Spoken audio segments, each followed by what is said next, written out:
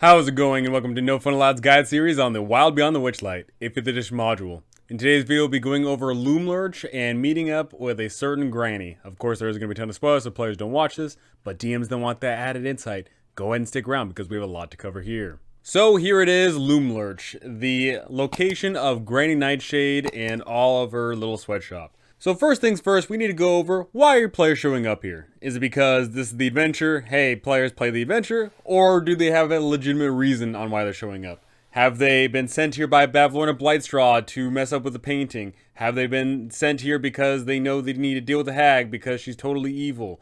What is their purpose for coming here? Are they coming here for someone else's quest? Are they coming here purely to kill the hag? Are they coming to save the kids? What is their purpose? Technically, one of the reasons could be they just need to get some of the oil so that Squirt can show them the way and then they can get back out. That is one of the options. There's a lot of different ideas on why your players are showing up here. There's a lot of different hooks you can give your players. Whichever one they latch onto is going to dictate what they're actually going to do here. If they are coming here to mess up with their painting, then that could spell absolute disaster. But if they are coming here in a cordial sense, if they are showing up to just simply meet with Granny Nightshade and they can talk with her and they can try and find their missing item or whatever the case may be, talking with her is an absolutely fantastic way to go. But at the same time, they might also have some ulterior motives and they may decide to split the party. Some people may talk to her, some people may try and mess up her workshop, they may try to side with Will the Wild and free some of the kids. There are so many different ways on how your players are going to approach this thing, but you are probably going to know ahead of time which direction your players are going to take it. So be prepared for whatever it is that they're going to do. At this stage in the game, you're probably going to understand what that is because maybe they've already sided with Bavlorna and maybe they're going to try and use Bavlorna against her. Maybe they're just going to try and play all the hags and be all diplomatic and just talk to all three. And also something very important is the Bavlorna thing. If your players had beaten up Bavlorna and she was able to escape, Bavlorna is going to appear here in Loomlurch, and she's going to be detailed out further along. And that could prove pretty hardcore if your players have to fight them again, because instead of it just being one hag, it is now two hags at the same time. Pretty scary stuff. Now, the dimensions of Loomlurch are pretty interesting. It's just basically a long, thin dungeon here with a whole bunch of windows and a whole bunch of doors, but all the windows are latched shut from the inside. So unless your players are breaking glass and causing a bit of mayhem, then they're going to have to go through one of the doors. You get some nice flavor text when your players approach, and you can show off all the good stuff about Loomlurch and the Goblin Market, and you can totally show off all the outside fixings as well, including all the soldiers on patrol, including the red caps in their little area there, the garden that is fleshed out with potential real flesh, a whole bunch of things going on. We also get this fun table on where is Skabatha because she is actively doing things. She walks around, she spends part of her day in the kitchen, she moves about the place. So make it feel real. If your players are scouting this place out and they're looking through all the windows, then eventually over time they're going to see her pattern. She's got somewhat of a pattern, but make sure that it just feels natural. It's also in this intro text to Loomlurch where we get information on bargaining with Skabatha. Much like the other hags, they have quests, and if you perform these quests, then you can potentially get some sort of item or favor in return. We get Capture Will, Find the Lost Unicorn Horn, Spoil a Play for Endlin Moongrave. Much like how Bavlorna has a quest to send your players here to mess up with something, then your players can get a quest to Yon where they mess up something, and then once your players go to Yon, they have a quest to go back all the way to Hither. I love the fact that there's these quests that basically tie the world in and make it not feel forced. It makes it feel real. It makes it feel like your players are actively doing quests and getting things done.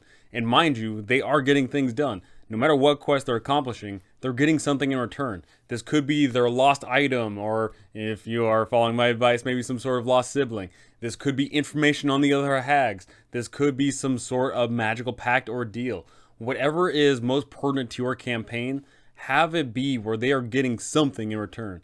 Nobody does anything for free in the land of Prismeer. Everything has a price, and everybody always gets something for their hard work. Here we also get some details about Skabatha's clockwork key. When she is mad, her spinning key eventually stops, and there is birthed 1d3 red caps.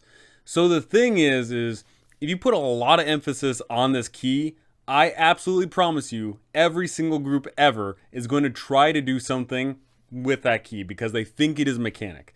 much like how we have the flowing scarf from Agdon Longscarf. They're going to think that maybe trying to turn this key or jam this key or do something in combat is going to be a way to stop it. So what I would suggest is, if you truly do have those players that are going to think outside of the box and try to do something creative, whether that be in combat or out of combat with that key, you could possibly reward them. I think a really great thing to do is, if you have it emphasized that the key rotates a certain clockwise or counterclockwise way, then you can have it where if they reverse the key bindings, then maybe instead of red caps being spawned, they're, I don't know, green caps or blue caps that actually help the party. Right there, boom. A fun little interesting mechanic that adds a bit to the world. Right there is just a great way to make the world feel good. Another thing could be, instead of it just spawning red caps, maybe it deletes the red caps that are currently present. And you could totally have it where red caps are barreling down on the party and your players turn the key a certain way, or maybe they jam it in a certain way, and then boom, the red caps just disappear. Right there.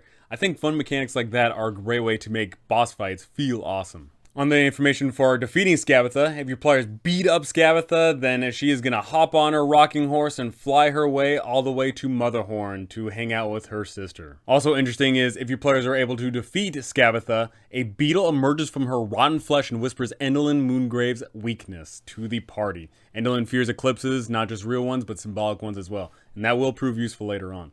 Me personally, I don't think your players should be killing the hags in their respective areas, because I think that's a little bit too cliche. It's a little bit too boring. I think it's a lot more fun if all the hags move about all of the land of Prismeer, and then you get into one epic engagement at the very end. I think that's the way to go. Skabatha has a ring of keys that go to locations all around the Loomlurch, and the only way your players are going to get this thing is if they pickpocket her or if they steal it off her corpse. And these keys are very important if your players want to get to some of the areas located around. But the thing is while yes, if you kill her, you can get the key, no problem. But what about the pickpocketing? Eventually, she is going to figure out that the keys are missing. So what I would suggest is, if your players do steal the keys, then maybe you just simply say, you roll a d8, and then she will discover in 1d8 hours that her keys are missing. I think that's a fair way to go. For the minions of Loomlurch, we get the Boggles, which is very interesting here. Your players need to get the Boggle Oil for a squirt to guide the party to Yawn. But the thing is these Boggles, while they lurk around here and they mess with all the kids, these are cowardly creatures that are not loyal to the hag, yet she tolerates them for the distress that they cause to the children. So for your players to get that Boggle Oil, they need to either grab one or beat them up or do whatever and get the oil that they secrete. And this implies here that they are not loyal to the hag. That means the hag's not loyal to them either. And that makes me think that if your players get on cordial terms with the hag and they say, hey, we need some of that Boggle Oil, she's going to be compliant. She's going to say, yeah, sure, I don't care. Because why would she care? She's not loyal to them, they're not loyal to her. Next up, we have Cradlefall, the green dragon wormling. So Cradlefall is basically located all around this area. Normally the dragon is located in the kitchen, just sleeping away, but when it's not sleeping, it is located in some of the boxes. And what's really cool about all these boxes is, as your players crank all the boxes around, then you roll a d8 on a 1, 2, or 3, then Cradlefall appears out of the box unless he's already been slain. So I know for a fact that there's a lot of people going to say, oh yeah, where did this green dragon come from? If they figure out that there is this dragon, then I would strongly suggest that she says, oh, I stole this from some far off land. So you can definitely write out any idea of there being any other green dragon located around here. And I really like this setup as well, because if your players are hinted at that there is a dragon located at Loomlurch, but they're not told what size it is, then if your players have already been seeing some of the Jabberwocky trails, then they may think themselves, oh crap, is there a dragon here at Loomlurch? And maybe if they do talk to Granny Nightshade, she will admit that she has a dragon, but she's not going to reveal the size.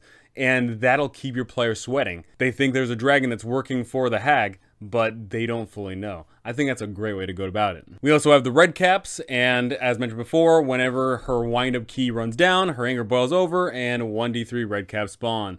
these things just wreak havoc and do whatever. And lastly, for the minions located around Loomlurch, we have the Tin Soldiers. There's a whole bunch of tiny little soldiers that march around and are completely emotionless. They are just animated armors, but they do look pretty freaking cute. These things march around and they inspect for any noise, and they will try and subdue people that are trying to cause nefarious things. And lastly here, we have lost children. So here we get a fine detailing of all the lost children that are currently located at this place. And we get some fun little notes as well. We get some names, we get their locations, and we also get some notes. And there's some very interesting ones here.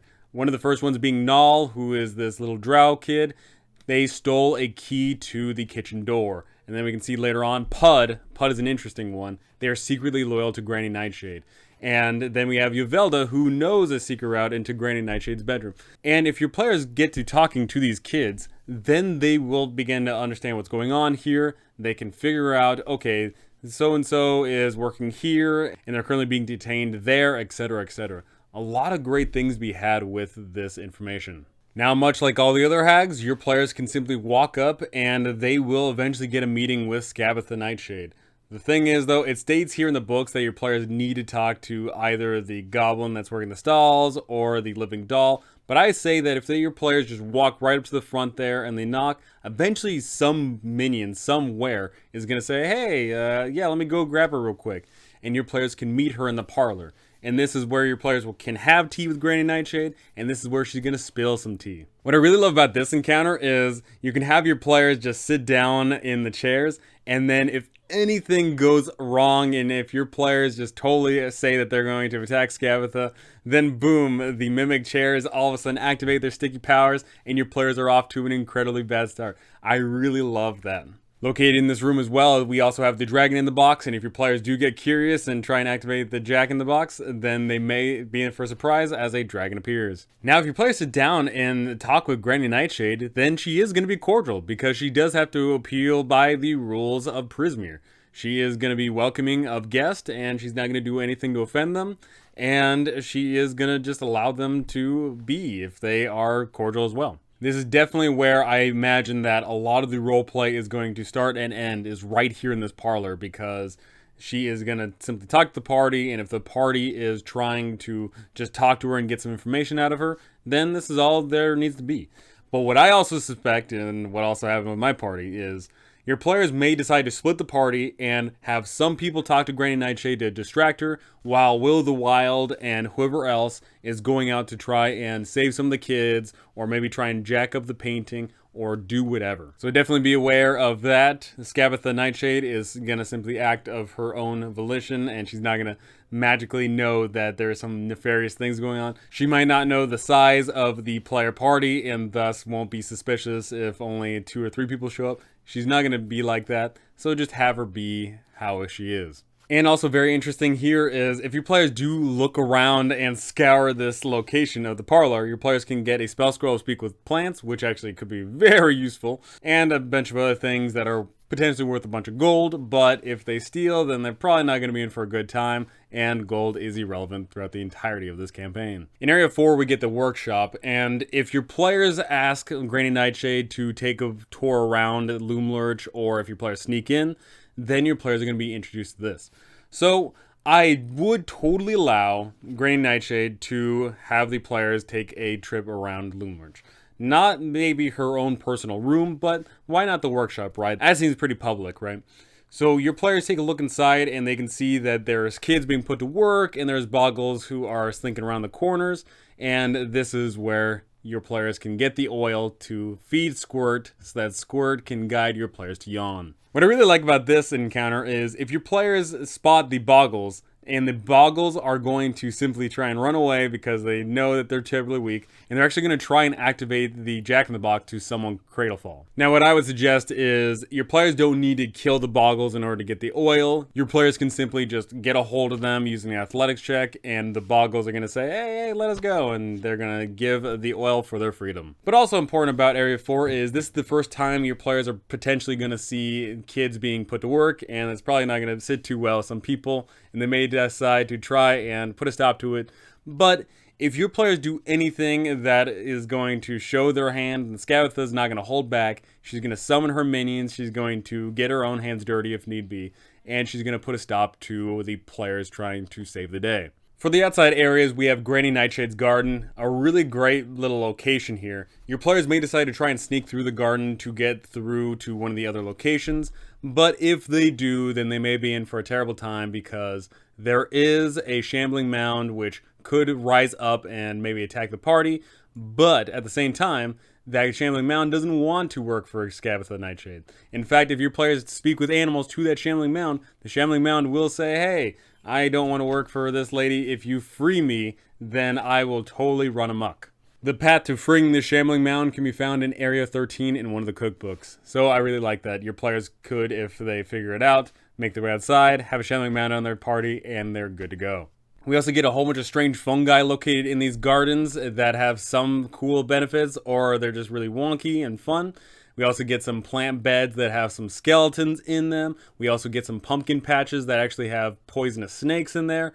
Really, really cool. And also located around as screaming scarecrows. And if your players get too close to them and are spotted, then the screaming scarecrows are going to scream and alert the guards, and everyone's going to be on high alert. So all in all, trying to sneak into Loomlurch is actually really difficult. It's definitely possible. Some people are stealthy enough, especially if you have Pass Without a Trace. You know, that could be guarded before. That's a really good way to get inside. And I also imagine a lot of people might try to sneak inside when it's dark. That might be the way to go for them. In Area 6, a very big portion here, the rocking horse. This is the mate of the still living unicorn.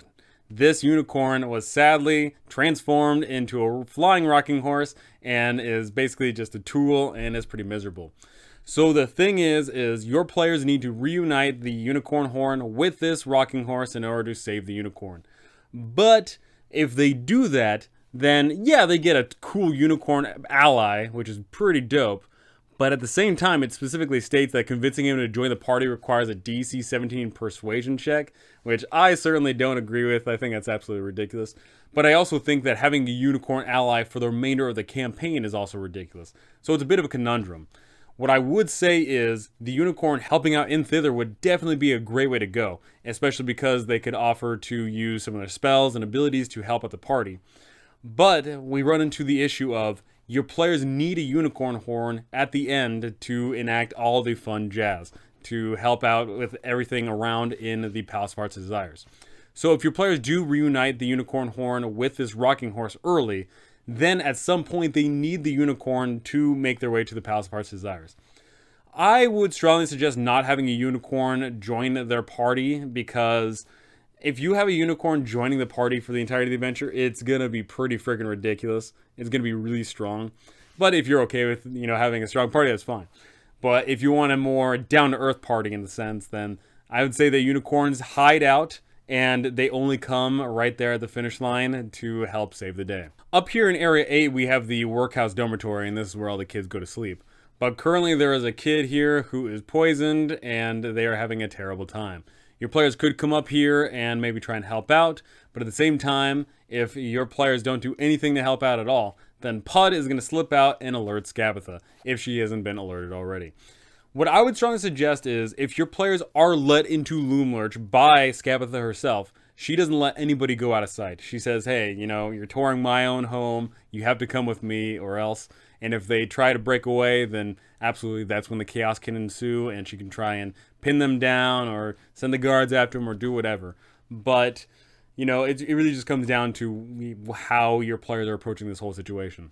Now, things can potentially get dark here, as there is a kid who's poisoned, and if your players don't help at all, then unfortunately the kid's going to go into a coma soon, and that could prove pretty scary. But at the end of the day, your players should hopefully do something to help save the kid. Or if they don't, maybe they can offer to do something for the hag, and the hag will help them instead. I definitely believe that's something that the hag would totally use and say, hey, I'll help the kid, but you got to do something for me. That's definitely, hag material right there. Up there in Area 9, we have the sewing room, and this is where your players can meet Pincushion, a living doll. And Pincushion is basically one of the liaisons, essentially, for the hag. And your players can also, in this room, find some other children, and one of the children actually has some dust of corrosion, which is pretty cool. So your players can definitely, if they are subtle enough and are making sure to not get caught, they can actually collect a few goodies and tidbits of information along the way. In Area 10, we have the cupboards, and there's going to be basically just a whole bunch of things that are going to be mostly worthless for the party, but are useful for the hag. But also in here, your players can meet Soapig, and your players may have already met or seen Soapig all the way back from the Witchlight Carnival, and definitely finding her here, it'd be terrifying. Also interesting to note is this is one of the locations for the unicorn horn, and it's totally misplaced in one of the cupboards, and everyone just totally forgot about it. In Area 11, we have the family tree. This is the reason why your players are showing up here if they got the quest from Bavlorna, because they need to jack this thing up. Now, when your players arrive in here, they can actually get a really good bit of information. They can see Baba Yaga, who is the mother of these hags, and they can see all the other hags. They've most likely seen Bavlorna already, and most likely have seen Skabatha Nightshade, but this might be the first time they say Indolin Moongrave. But also importantly is, they see a dark-haired woman with a commanding presence, her appearance matching that of the Tasha mannequin outside of the Hall of Illusions. So right there, your players might be going, wait, what? Is Tasha related to these people? What's going on? You know, that right there is so great, and it's a great subtle hint at the future to come with Zybilna. Also very interesting is there is these pricking thorns, and any creature that reaches toward a portrait must succeed on DC 15 dexterity saving throw or be pricked by the thorns. The prick deals no damage, but the portrait changes to match the pricked creature and up to 4 of its closest family members. So that right there is also really telling, because if your players look around and they see these 4 paintings, and then one of them gets pricked, and then you can say, oh yeah, it looks like your parents or your family or whatever, then that's also going to doubly tell the party that, oh man, you know, that means the hags are close, and they also have Baba Yaga as their mom, and they have also got this person that looks like Tasha. Crazy stuff. In Area 12, the textile mill, just another place where there's a whole bunch of workers working along. The boggles are doing their creepy thing, and your players can meet up with more of these kids, and these kids can spill some of the juicy details on what's going on. Yvelda actually knows a way to getting into Skabatha's room, and that requires going on the balcony and skewing around the outside. But the thing is that could prove disastrous because it does require a DC 13 acrobatics check, and on a failed check, the character falls 20 feet and takes 2d6 damage. Pretty funny. Also, Yvelda spotted Pud reporting to the hag, and she knows that Pud is totally a loser reporting to the hag. But she's not going to repeat that out loud, especially if Pud is present. In Area 13, we have the kitchen. In here, we get a whole bunch of great details of what's going on. Your players could meet Cradlefell if they are sleeping the day away. There's also Mishka, who is slaving away. We also get the oven, and the oven is also this fantastic part of this little journey, because when your players enter here, they could hear the oven talk. And that might indicate that there is something going on. Maybe it's a animated oven, or your players might guess correctly, and that there is a living fire in there. And that's really cool. And of course, it details out a whole bunch of detail on pushing someone into the oven. Because guess what? If you tell your players that there's a hag, plus a cottage, plus an oven, then people are going to inevitably try pushing the hag into the oven. It's gonna happen. There's a whole bunch of groups out there. Some groups are gonna do it, and if they do it, then props to them. That's actually a really cool way of dealing with a hag. We also get a trapdoor to a cellar here, and the only way to open this thing is using one of the Ring of Keys or using a dexterity check with Thieves' Tools to open this thing up. But what is currently inside right now is Elkhorn. Elkhorn is one of Valor's Call members, and he is now trapped in here, and he's miserable. He wants to get out, but at the same time he doesn't only want to get out, he also wants to free the kids. So if your players free Elkhorn, he says, hey, I'll join you, but we need to save these kids first. And that could cause a bit of issues, especially if your players don't have enough time, or they don't have the resources of dealing with trying to save all these kids. And what I really like too is it also has a callback of if your players accidentally let Reuben the halfling from the very beginning go into the mirror and disappear, then Reuben is here. And hopefully if Reuben is here, your players can free him as well. If your players free Elkhorn, then he will give all the juicy details about what's going on in regards of Valor's Call, the League of Malevolence, and how a whole bunch of crazy shenanigans happened at the Palace of Heart's Desire. Also located in the kitchen, we get the cauldron, and we get the cookbooks, and we get a whole bunch of fine details. What's really cool about the cookbooks is your players could learn to craft several potions, which I think is totally awesome. If your players are either subservient to Skabatha Nightshade, or if your players are going to kill her, I guess, or get rid of her, then they can do a whole bunch of fun things. Great stuff there. In Area 14, the study, this is where Bavlorna Blightstraw is going to be if she was kicked out of Downfall. But also, Skabatha hangs out around here from time to time, and there's a whole bunch of fun, cool books you can read through. One of my most favorites being Last Laugh of the Nilbog, and you know, that's really hard to read. It's really freaking hard to read. But these books do actually offer up some insight, and they are a great way and a font of inspiration to give your players some ideas about what's going on in the world. Also in this room, we have the Magic Mirror, which operates the same as Bavlorna Blightstraw's. It is a connection to the Witchlight Carnival. If you want a campaign where your players go back to the real world and come back, then that's fine. But if you don't, then simply say that your players simply have no way of activating it. A really fun thing here too is on the desk there is a wanted poster for Will of the Feywild, and this one has a gift of, I shall make you as strong as an octopus. And that's a really bad offer because octopus are actually incredibly weak. They have a strength score of 4. Not that that matters to too many builds, but if you're a strength-based build and you go from, at this point, a 18 or a 16 or whatever, all the way down to a 4, you're probably going to cry. And we actually get some pretty cool loot in this room as well, one of which being a Haggai for the Coven. Pretty dope. And lastly, we have Area 16, Granny Nightshade's bedroom, and in Area 17, that's her little aviary there. This is where she goes to bed, but the cool thing about this bedroom is it's coming with a dollhouse. And the dollhouse isn't any normal dollhouse, it is entirely unique and awesome. So this is definitely an area that Skabatha would not invite people to because they have no reason to show up here. So the only reason your players are getting in here is because they're sneaking in here or they have just beaten her up and decided to storm this place. But if your players do come in here, they can get some fine details and a whole bunch of details, specifically in the aviary, about the other hags. They get these 3 different letters here, and each one is from different sisters, and it really details out the relationship between all of the hags. That is an absolutely great way to go. Absolutely fantastic exposition here. So Skabatha Nightshade stat block is actually very interesting. She can alter her size, and altering her size does mean that she can squeeze in and out of areas that normal people couldn't. And that is an easy getaway option for her. And also very importantly is her spell list. It does allow her to just absolutely dunk on parties with the polymorphs, and she's just able to just get all of her minions to help in. She herself is not powerful at all, but the fact that she has so many minions surrounding her. She's got all these mimics, she's got the skeletons, the shambling mounds, the red caps, the soldiers. She's got all these things, so she doesn't need to be powerful herself. She locks one person out of the fight with that polymorph, and then all the rest are just getting beat up on by all the other minions. And also very importantly is if she does get beat up on, then she can either plane shift or she just hops on her rocking horse and gallops away. And the fun thing about her is her traits, ideals, bonds, and flaws make her appearance feel real. When dealing with outsiders, I present myself as a kindly old grandmother.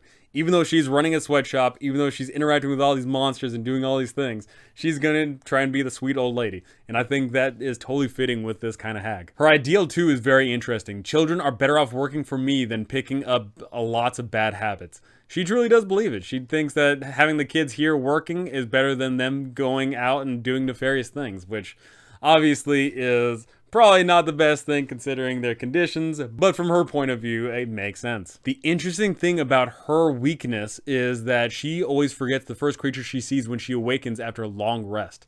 So what that means is your players could use that to their advantage if they get someone to be the first thing that they see. There's just so much potential with her in regards of how your players approach her if they want to go down a combative route.